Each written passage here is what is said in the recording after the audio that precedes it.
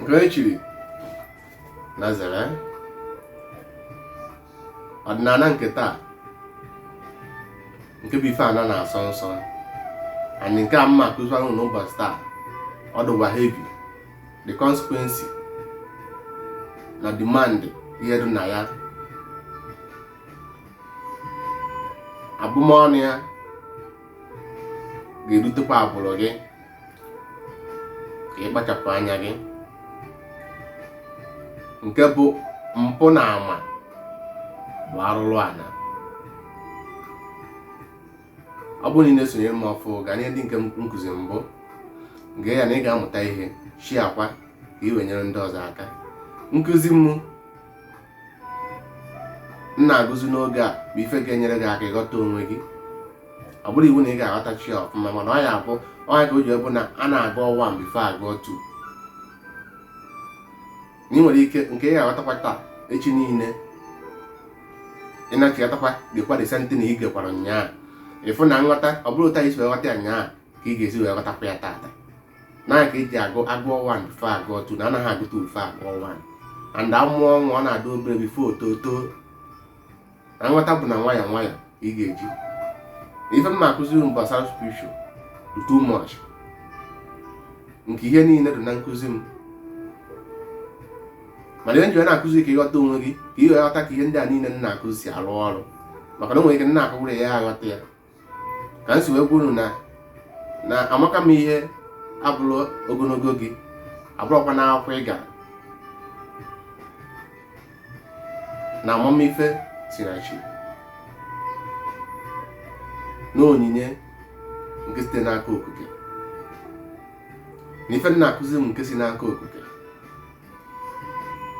Ọ bụrụ na esonye m ọfụ gaa na ị ga-amụta ife like ya chi ya ka ị wee nyekwa ndị ọzọ aka. Mpụ na arụrụ ana anyị nwabụ mmadụ nwere ihe anyị na-eji ya akpọrọ, mana ị mara na n'ọnya bụ na ihe a bụ the best gift enu na ana nyere anyị nwabụ mmadụ iji wee dị connected to spirit and iji wee kepụta mmadụ bụ mmekọ nwoke na nwaanyị. Maka na ka ị na-eme ihe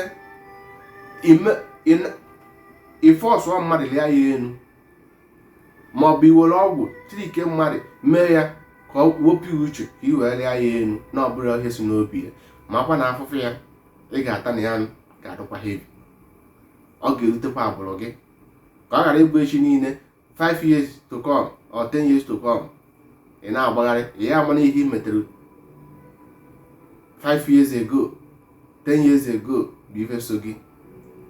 Maka na agwara m na ihe ọbụla na-eme n'ụwa mgbe ụfọdụ ihe na-eme gị taata bụ ihe mecharụ tete enwere ike ọbụla 15 years ago 10 years ago 5 years ago bịa taa na-eme mgbe ahụ ichefusigo ị na-atazi afọ ire amana ihe ahụ imebi ime tete nke ichefugo bụ ihe na-eme gị. Ma ndị a niile na-agba achanwụ na-agba iche na mmadụ bụ ego. Maka na ụmụ nwaanyị pụtaziri na-abụ iwere ọgwụ iwe na-agba achawo wee na-ana ndị mmadụ n'iyi. Ị mara na afọ si elu ị ga-emecharịta ya.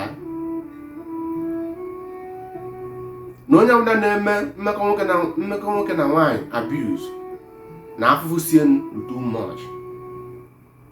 Ọ bụrụ na abịa na nsọ ala o nwere onye asị ya arị na nwaanyị enu tufu ọnụọ di. Ọ bụrụ iwu ọ dịrọ na nsọ ala na n'iwu na ị ga-anụ di bifo iri ya nwaanyị enu bifo inwe mmekọ ma nọọ emeni abuse. Esikwana na ị na-eje emekọ na ịka na ị na-enwe mmekọ ịtụwa nwaanyị ime ma abọchọ ụmụ ihe ndị a niile ma ọ bụ ije mee nwaanyị ije fọsọ nwaanyị lia ya enu na-abụrụ ihe sie n'obi irepụ nwaanyị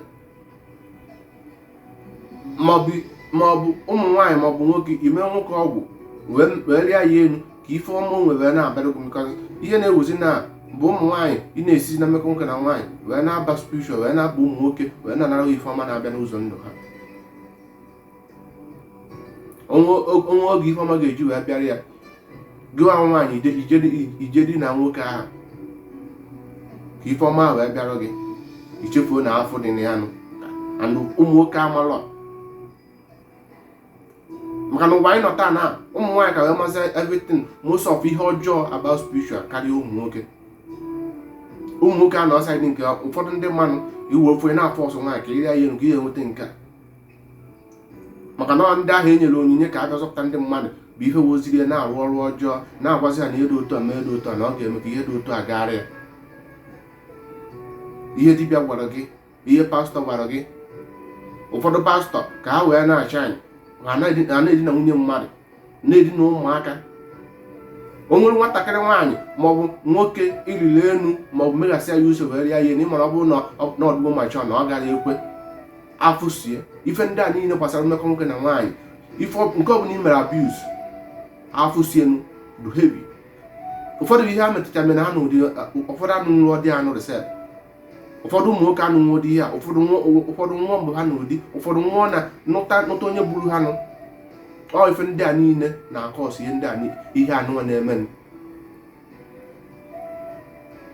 Ka ị mara na ihe ahụ mụrụ gị ga-egbukwa gị.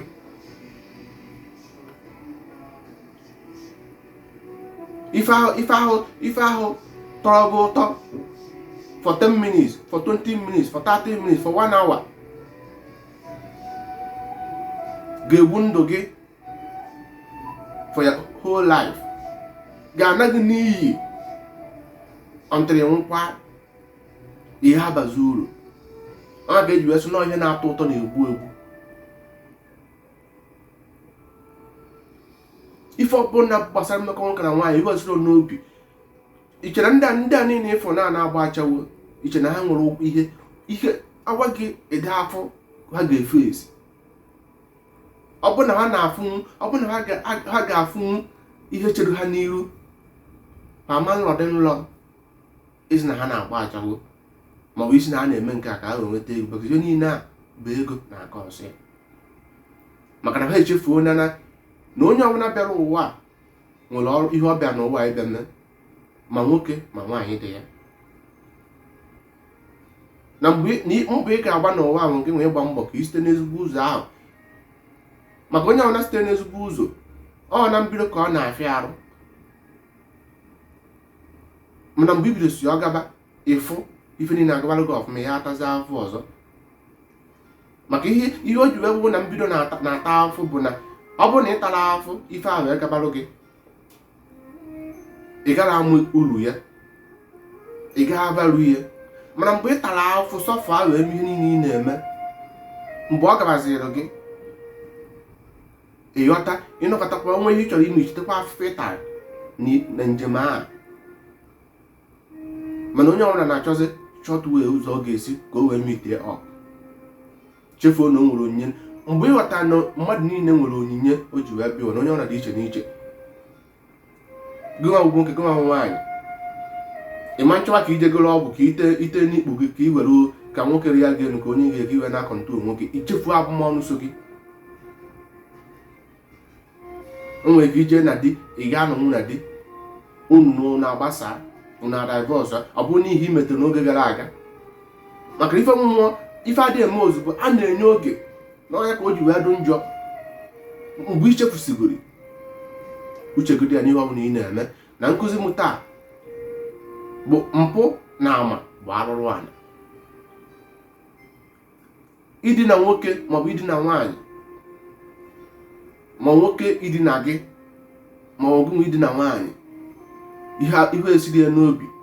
Ife ọbụla i mere abuse, imere onye ahụ n'ike na ọ bụrụ ihe si ya n'obi, na ọ bụrụ ihe idesi iburu ya ma ọ were ọgwụ ma ọ tiri ike ma ọ were ọgwụ mesa ya uche wee mee iwee nweta ma ọ mee ihe dị otu a. Ihe niile a abụmọnụ so ha. Ndị ọka ka ihe i mere ka abụmọnụ ya ga-aha, ka uche gị dị ya n'ihe ọbụla ị na-eme n'ụwa.